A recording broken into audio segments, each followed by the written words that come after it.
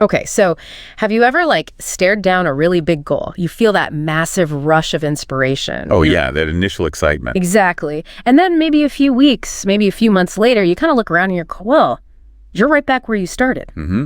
That crash is familiar for so many. That moment when consistency just vanishes. We've all been there. But what if, and this is a big question, what if consistency wasn't really about raw willpower? Like gritting your teeth through it all. Right. What if it was something, I don't know, deeper, something that could actually make discipline feel, well, almost automatic, effortless even, maybe permanent. That sounds like the dream, doesn't it? It really does. And that's basically our mission for this deep dive. Yeah. We've sifted through a ton of really powerful articles, some compelling research. Yeah, quite a sack. And we want to unpack this pretty profound perspective on consistency. We're moving beyond just chasing motivation, That fleeting feeling. Yeah, exactly. It's about shifting your whole approach so you become someone who just does, regardless of how you feel or what chaos life decides to throw at you that day. Precisely. What we found in this material, it really reveals a truly transformative path. It's about going beyond just trying to be consistent. Okay. It's about embodying it.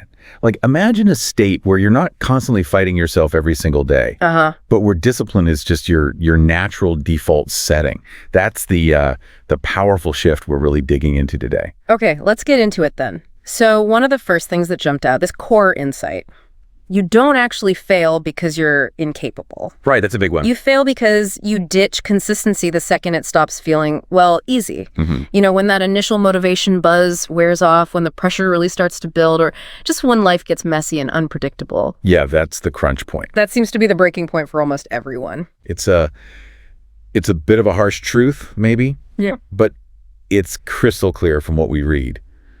The world doesn't reward effort just on its own. It rewards repeated effort, consistently showing up.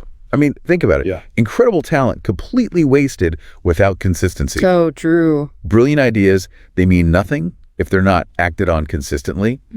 Even luck, it seems to favor the people who are consistently in the game. Yeah, putting themselves out there. Exactly. The vast majority of people, they don't stick with it long enough for the results to actually show up. It reminds me of that analogy we found, the one about planting seeds. Oh, yeah, that was powerful. Imagine someone planting seeds, right? They water them for like 2 days and then just walk away totally disappointed because there's no harvest yet. It sounds absurd when you put it like that. It does. But honestly, isn't that kind of how we treat our goals sometimes? We think we can do like everything in one huge burst. Overestimate the day. Right. And then we completely underestimate the sheer compounding power of doing something small every single day consistently. And what really stands out is this idea of consistency as the great equalizer. Okay, explain that. Well, it suggests that consistency can make an average person, totally unstoppable. Yeah. It lets the underdog outlast the prodigy, maybe even beat him. Just by sticking with it. Yeah. It's how truly remarkable people are often built. Not always because they were smarter or luckier from the start, but because they just refuse to quit. Big goals aren't conquered by like these massive, intense sprints. They're conquered by relentless, steady persistence over time. So it's not about doing it perfectly. No, not at all. It's about doing it long enough. That's the key. Okay, so if consistency is this, like ultimate superpower, what's usually standing in our way internally? Yeah, the big obstacle. What we found digging into this stuff is our reliance on motivation. Motivation. Yeah, this material basically calls motivation a liar. Strong words. Right. It shows up when it feels like it, maybe when things are easy, and then it just vanishes the second you actually need it most. It's so true, though. It's fickle. Totally. So this raises a big question, doesn't it? If motivation is so unreliable, how do people who achieve, really big things, how do they operate? And the answer, well, it's pretty stark. They don't wait around for some like magical burst of inspiration. Right. They just move. They execute. Doesn't matter if they're motivated or not. Doesn't matter if they feel like it. They just do it. They just do it. Yeah. Because they get this deep down. If your progress depends entirely on your mood, you'll basically never achieve anything that truly matters. That feels like a really critical distinction. It's not about waiting for that emotional high, that fleeting feeling. Yes. It's about making a decision, a non-negotiable one. I mean, think about it, right? Do you honestly believe that marathon runner felt like getting up at 4 a.m. every single day? Not a chance. Freezing cold mornings. Exactly. Or the entrepreneur, building something totally from scratch, grinding away. Did they always feel inspired and fired up? Absolutely not.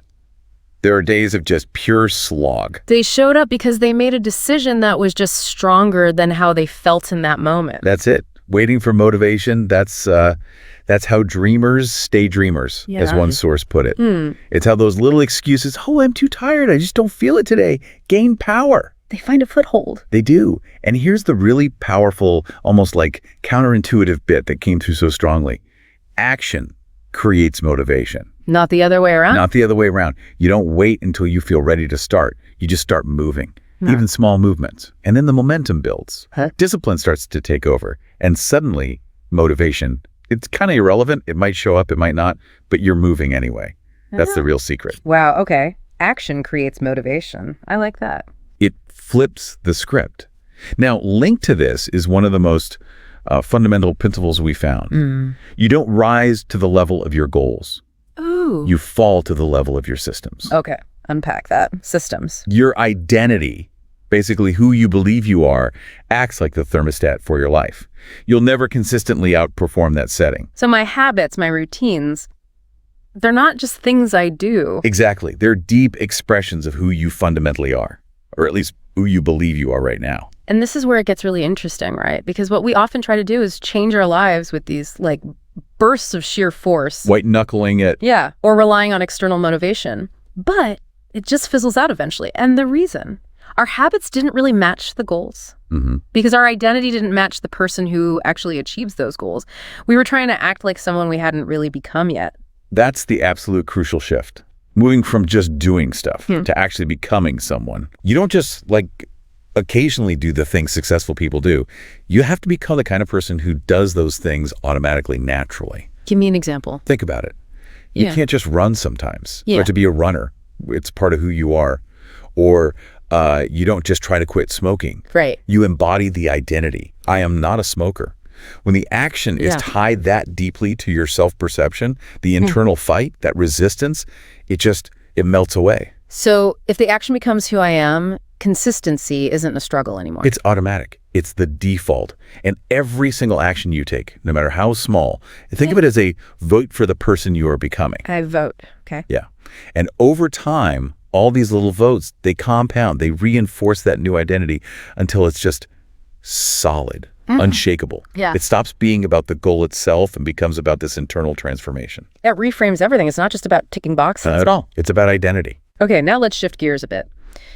There is this concept that really stood out, clearly separating the elite performers from the average. They call them non-negotiables. Ah, yes. The non-negotiables. Very powerful. These are like sacred things, untouchable daily actions you do no matter what.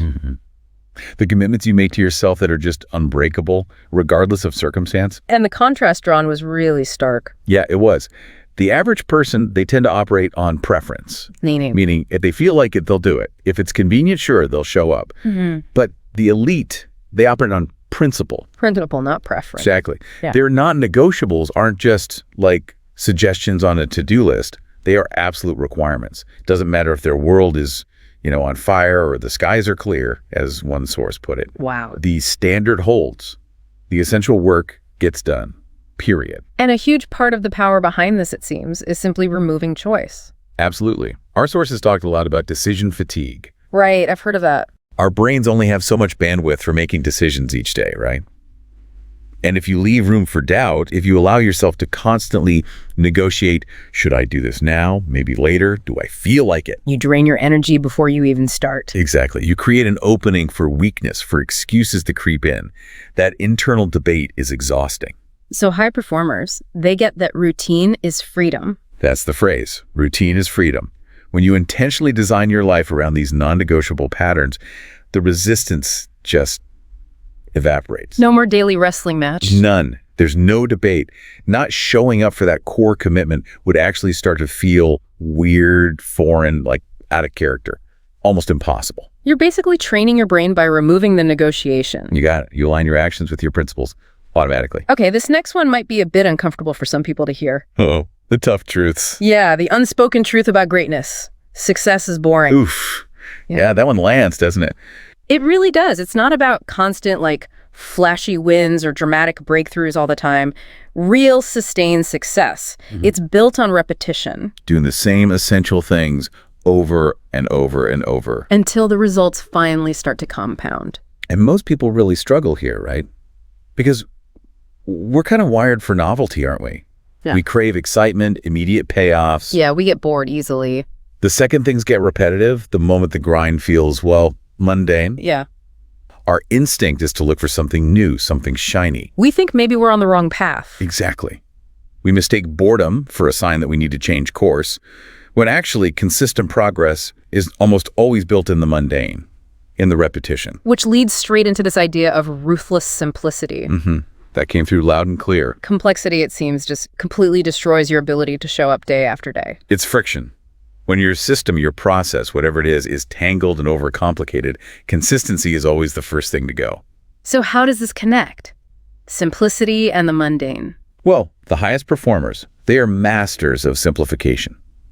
They ruthlessly cut away everything that isn't absolutely critical. Sharpening it down. Until what's left is just pure, streamlined execution. Yeah.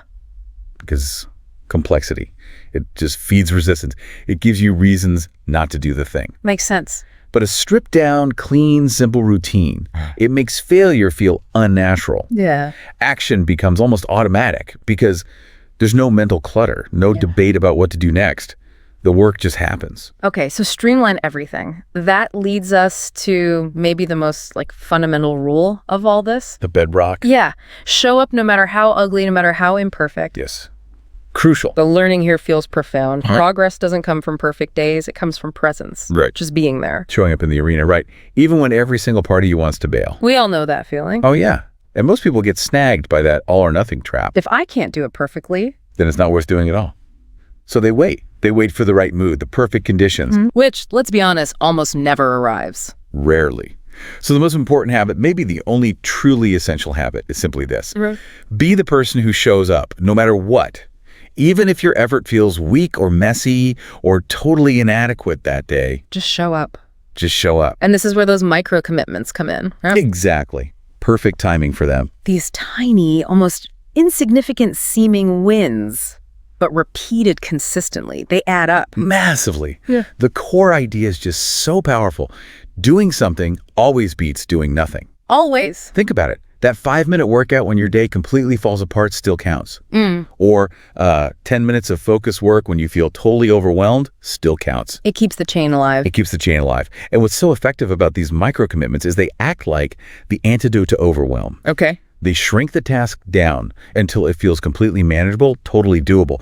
And just doing that tiny thing, it triggers momentum. Momentum again. Yeah. It builds discipline by removing the excuse of scale. You can't say it's too big if it's just 5 minutes. The commitment isn't about how much you do, it's about the consistency, keeping that pattern going. Okay, so we've talked about identity, non-negotiables, showing up. What about willpower? We're always told we just need more willpower. Willpower. Yeah, what we discover, or rather what the sources emphasize, is that relying on willpower is, it's kind of like relying on motivation. It's deceptive. How so? It's fragile. It's fleeting. It's notoriously unreliable. It just crumbles under pressure the moment things get uncomfortable. You can't bank on it long term. So what's the alternative then, if not willpower? The core insight here is that discipline often isn't just some innate character trait you're born with. Okay. For many truly disciplined people, it's actually a byproduct of the environment they've built. Environment design. Exactly. They engineer their surroundings, their context to practically force consistency. They set things up so quitting becomes really hard, almost impossible. And the environment does the heavy lifting. Precisely. It removes the need for that constant mental battle, that daily drain on willpower. The environment supports the desired behavior. And this connects to another concept, input poisoning. Yeah, the classic garbage in, garbage out. Right. If your mental diet is just constant chaos, endless negativity, scrolling through junk, Mindless gossip, constant distractions. Then your mind is going to be chaotic. Pretty much. You can't reasonably expect to feel disciplined and focused if your internal world is just polluted by low-quality inputs. So the high performers, they're careful about this. Ruthlessly intentional. They control what they allow into their mental ecosystem. Like what? The books they read, the podcasts they listen to, the conversations they choose to engage in, and maybe most critically, the people they surround themselves with. The whole you are the average of the 5 people thing. That idea came through strongly. You will become like the people you spend the most time with. So when you deliberately change your inputs, better information, more supportive people, your outputs, your actions, your consistency, they automatically start to transform. Control the inputs to shape the outputs. Yeah. Got it. Now, for something that sounds pretty intense. Okay, bracing myself. On in the backup plan. Ah, yes. That one's radical. It means like deliberately getting rid of any option to quit, removing safety nets, exit strategies. Destroying the escape hatches. Stripping away every possible excuse your brain might cling to when things get tough. Why? Isn't a backup plan sensible? It seems sensible, right? Prudent even. But what became clear from the deep dive is that the backup plan itself, however harmless it seems, can be the very thing holding you back from truly going all in. How? It sends a subtle signal to your brain. This commitment is temporary, it's negotiable, there's an out if it gets too hard. Ah, so it undermines full commitment. Exactly. But when through becomes the only option, when there's literally no plan B, something primal kicks in. A kind of survival instinct. You have to make it work. You have to.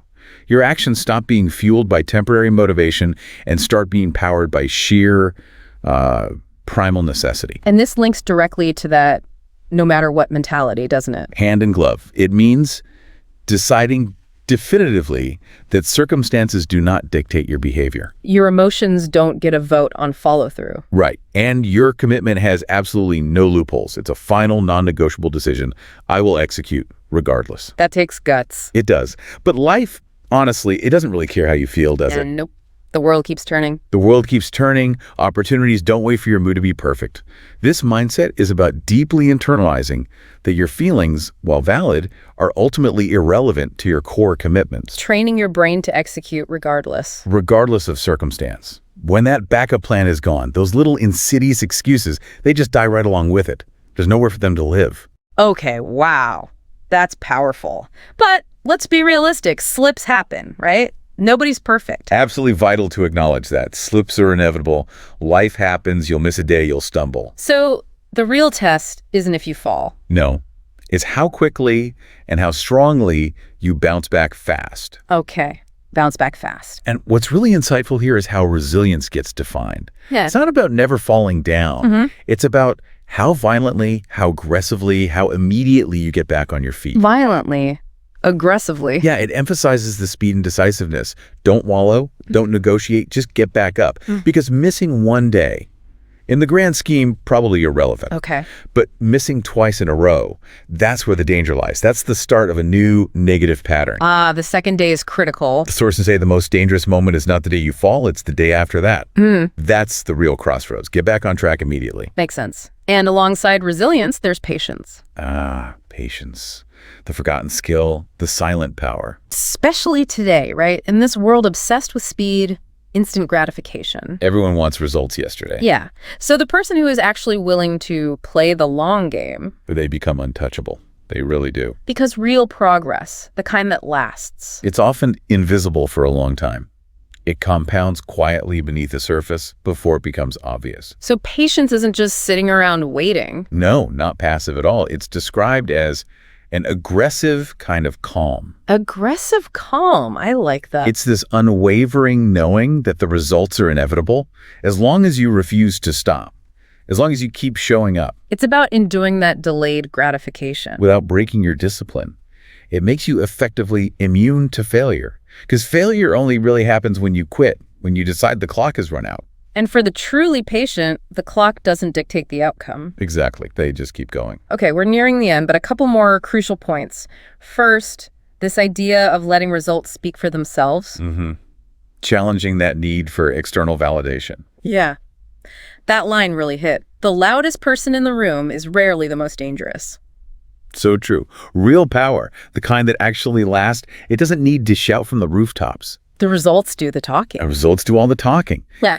Talking about the mission isn't the same as executing it. Good point. And constantly announcing your plans, your intentions, it can actually create this false illusion of movement. Like you've already achieved something just by talking about it. Exactly. And it drains valuable energy that should be going into the actual work itself. So the real power is with those who just kind of keep their heads down. Focus intently on the craft, on the process, and just let the work speak. When the results finally materialize, undeniable and real. There's nothing left for anyone to say? The results silence the critics and the arguments. They speak for themselves. Okay, final point. This feels like a great way to tie it all together. Let's hear it.